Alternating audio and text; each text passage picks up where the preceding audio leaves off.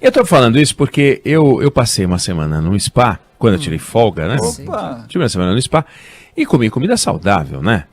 Nada mais saudável do que no spa. O spa, para onde eu fui, quando você entra, eles fazem uma revista nas suas coisas.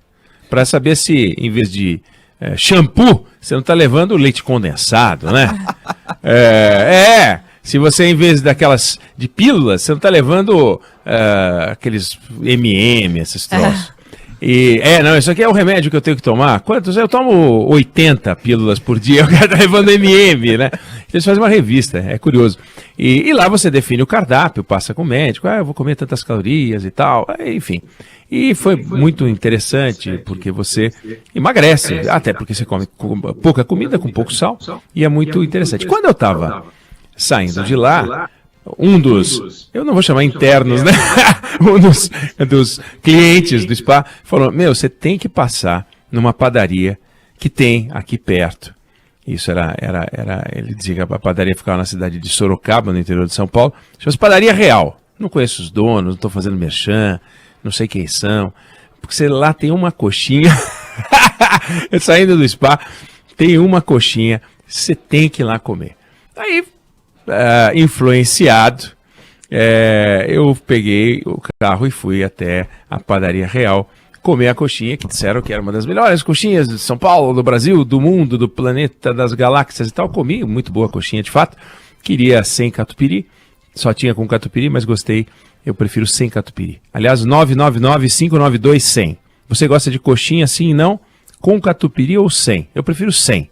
E outra pergunta, polêmica: por que lado você começa a comer a coxinha? Descobri que tem dois tipos de pessoas, obviamente, porque só tem dois lados a coxinha, mas acho que isso define muito o caráter de alguém. Eu começo a comer a coxinha pela parte bicuda. Tem gente que começa a comer a coxinha pela parte gorducha. Eu quero saber... Olá! Débora Alfano começa a comer pela parte gorducha, porque você prefere comer logo o recheio para deixar aquela pontinha que só tem batata pro final? Mas eu como tão rápido que nem tem muito o que esperar. Ou seja, você come tudo, não faz muita diferença, né? Não, a parte gordinha é mais saborosa, né? E o Fábio? Olha, eu nunca reparei, na verdade. Eu acho que eu não tenho preferência. Imagino que eu deva começar pela parte mais gordinha. Mas assim, olha, eu não tô certo disso. Tá 2-1. Não tô convicto.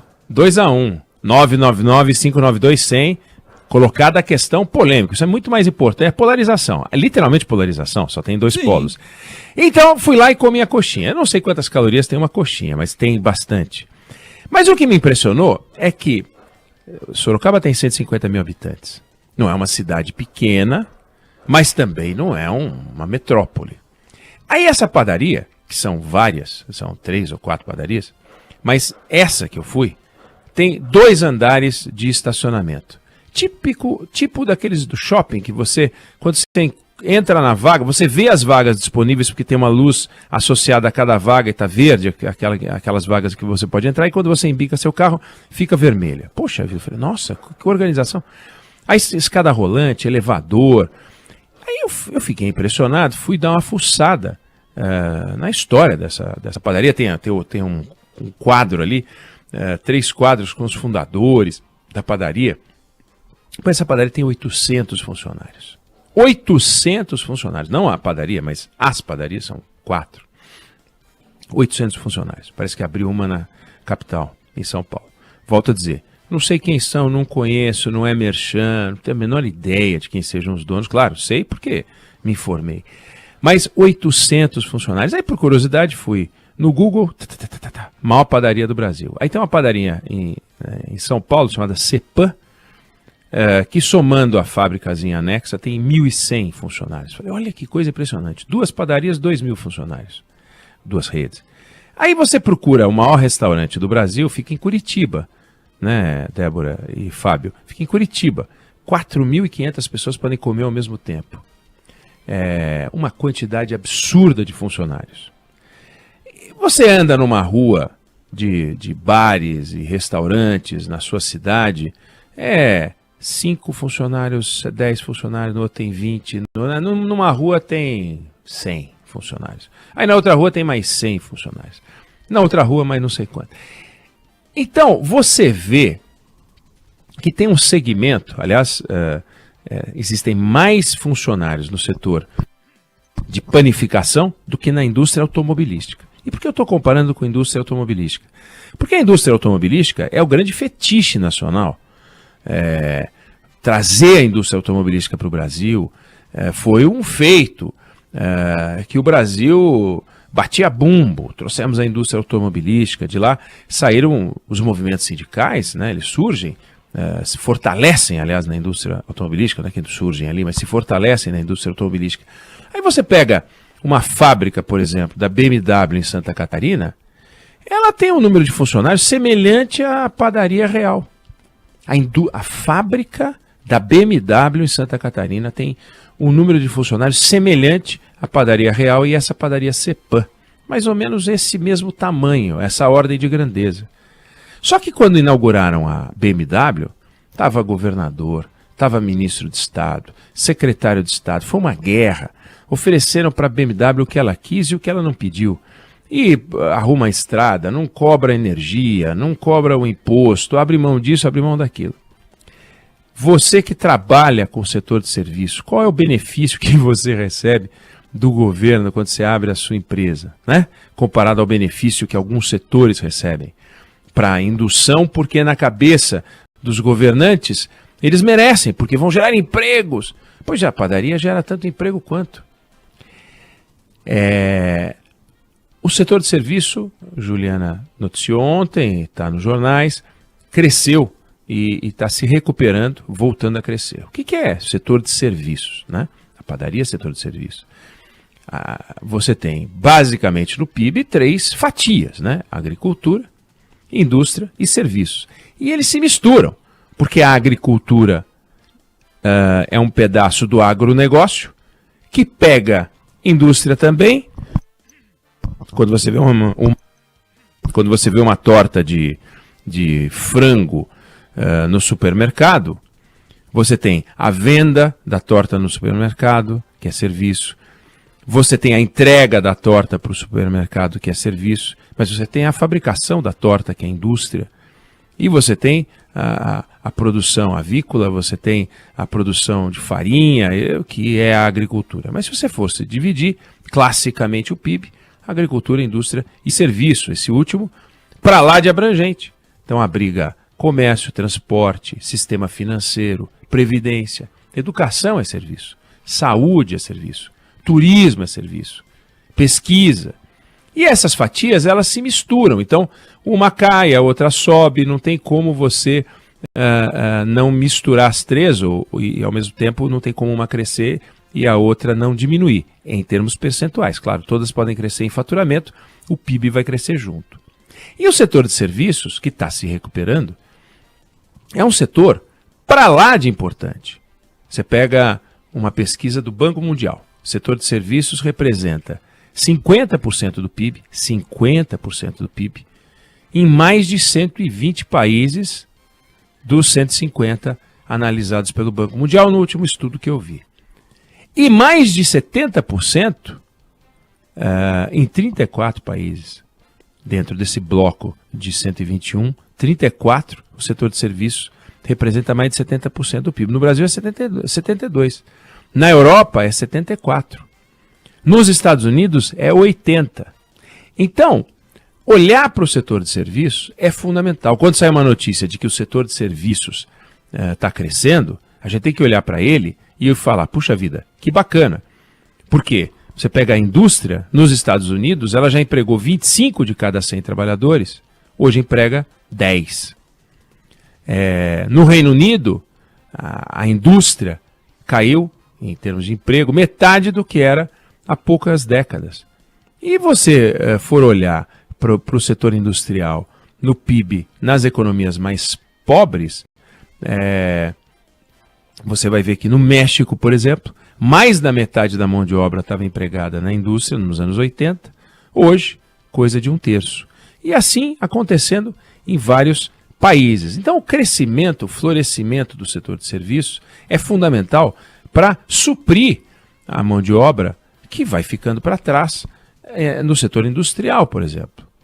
O agronegócio tem um limite. Quanto mais produtivo for o agronegócio, quanto melhor for a forma de produzir os produtos que eles produzem, menos gente estará empregada por atividade. Claro, você expandindo o negócio, você pode ter novos empregos por novas atividades.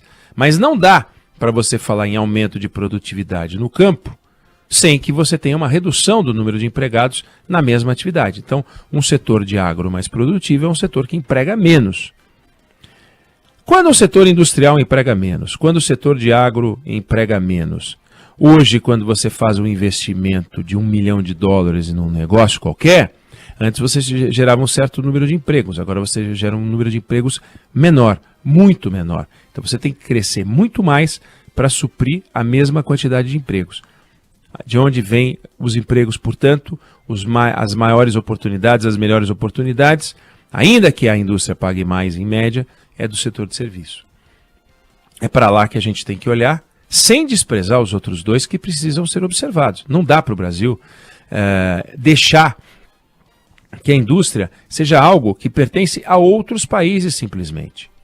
Me recordo do economista João Sayad, falecido. Certa vez fui almoçar com ele e ele disse: o Brasil, referindo-se basicamente à indústria, o Brasil era um país de presidentes. Tinha várias empresas brasileiras, cada empresa brasileira tinha um presidente.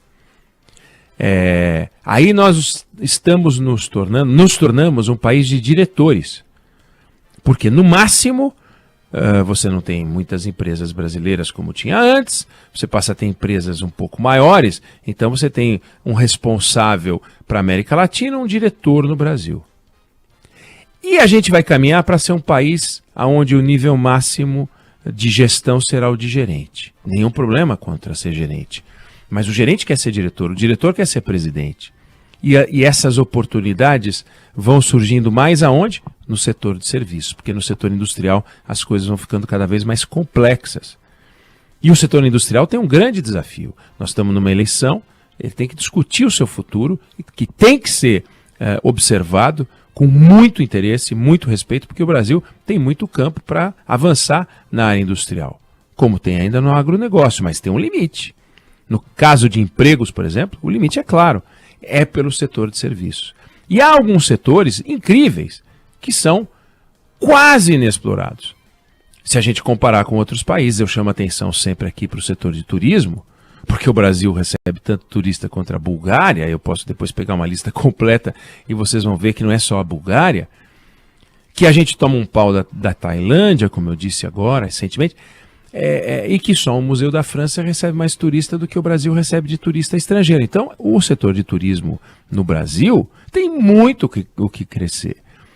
Mas muito. Não é que ele pode dobrar, ele pode triplicar, ou mais do que isso, para a gente disputar mercado. A gente tem uma série de coisas que a gente valoriza e que é valorizado lá fora, mas que não faz as pessoas ainda viajarem para o Brasil, trazendo dólares, trazendo movimentação, trazendo emprego, gerando emprego, na verdade, gerando renda, que o setor é um grande expoente do setor de serviços. Então eu usei o exemplo da padaria para chamar a atenção de que existe um emprego escondido. Por trás de setores que não tem o charme da BMW, você não vai falar em design de pão de queijo, né? Você não vai falar em design de coxinha. Embora eu tenha inventado umas coxinhas de morango, né? Coxinha de chocolate, mas coxinha é coxinha. Tem coxinha boa, coxinha ruim, mas coxinha é coxinha. Você não vai falar assim, eu comprei uma coxinha, mas essa aqui é modelo 2018. Você vê aqui, o farol aqui é meio redondo. Não, não tem isso. Coxinha é tradição. Quanto mais parecida com a que foi feita no ano passado, melhor. Claro, é melhor fazer com produto novo. Mas eu estou dizendo, é igual. Visualmente ela é igual. Isso é que é bacana. Os restaurantes se orgulham de dizer, desde 1910, essa Cepan é desde 1963. Tem orgulho. Já os carros querem ser cada vez mais tecnológicos. Você não vai falar em tecnologia no consumo do produto. Claro que na produção tem. Então, o setor de serviços é fundamental. De forma que o Brasil tem que, nesse ano, olhar para essas coisas que parecem meio exóticas, né? O PIB, é um formato de uma pizza, corta em fatia, agroindústria, indústria, serviço, comércio dentro, banco. A gente tem que olhar e dizer, por trás disso, tem a nossa oportunidade de crescimento. Se a gente está com 72% dos empregos e do PIB brasileiro no setor de serviços, é quase 3/4 do setor de serviços entregue, do PIB brasileiro entregue a um setor. É impressionante a força que isso tem, né? Hoje o Brasil tem mais empresários e gente trabalhando por conta própria do que com carteira assinada. Então tem muito empresário. A maior parte desses empresários está no setor de serviços. É empresário dele próprio. Tudo bem, ele é empresário dele próprio, mas ele é empresário. A cabeça dele muda. Ele sabe que não dá para ele esperar o salário pingar. Ele tem que correr atrás para ele ter renda. Essa é uma cabeça de empresário que a maior parte deles está no setor de serviços. Então eu só trouxe aqui esses exemplos para a gente entender que certos assuntos que podem parecer exóticos e que a Juliana sempre traduz para a gente, uma grande contribuição da Juliana Rosa, para que a gente possa entender os meandros da economia, aqui tem um desdobramento muito importante. É na Padaria Real, é na Cepam, na quantidade de padarias que tem. É o único setor que realmente está presente em todas as cidades, né? É difícil você imaginar uma cidade sem padaria. Pode ter um ou outro povoado sem padaria, mas cidade tem padaria, e mais de uma padaria. Como é importante a gente olhar para isso com o mesmo respeito, com o mesmo interesse, a mesma admiração e a mesma atenção que os governantes dão para uma fábrica, né? Começar a olhar para esse setor de serviço e falar, olha gente, daqui pode sair muito dinheiro, muito PIB, muita riqueza para esse país. E tem muitos ouvintes que têm pequenos ou médios negócios aqui, estão agradecendo seu comentário, falando que muitas vezes são desvalorizados, né? Nem sempre tem esse olhar para as pequenas empresas e que muitas vezes acabam sustentando aí toda a economia. Muitos ouvintes escrevendo, viu, Eneg? Exatamente. Bacana isso. Muito economia italiana. A gente pensa que a economia é feita de grandes empresas monstruosas. Elas têm grandes interesses, muito poder. Presidente de uma mega empresa dessa consegue falar com todos os deputados do Brasil. Com um telefonema, ele fala com o deputado, fala com o senador, fala com os ministros, fala com o presidente da República. Ou não, qualquer presidente de uma mega organização dessas que a gente sabe o nome. Mas e do pequeno? Quem é que fala pelo pequeno? Quem é que fala com o pequeno para saber o que ele precisa? Quem é que vai atrás dos interesses dele para poder ampará-lo? Não é ampará-lo só com dinheiro, não. É financiamento. Financiamento ele paga, não é dinheiro a fundo perdido, não. Mas é apoio, é redução de burocracia, é deixá-lo trabalhar, deixá-lo lucrar, é não regulamentar demais. Aliás, o governo começou com uma agenda, o governo federal, com uma agenda muito interessante das pequenas transformações. Facilitar a abertura de empresas, diminuir certas... É o primeiro suspeito de tudo. Ele tem que provar, tem que assinar documento, tem que levar em 3 vias, tem que ter um fiscal que valide tudo. A palavra dele não vale nada. Então, que a palavra do pequeno empresário valha. Se ele estiver mentindo, que pague o preço da mentira. Mas a gente precisa confiar mais nas pessoas, principalmente no pequeno empresário, porque senão ele fica sufocado por um controle que, quando é numa empresa grande, tem todo um departamento para atender. Mas quando é numa empresa pequena, como é que ele faz?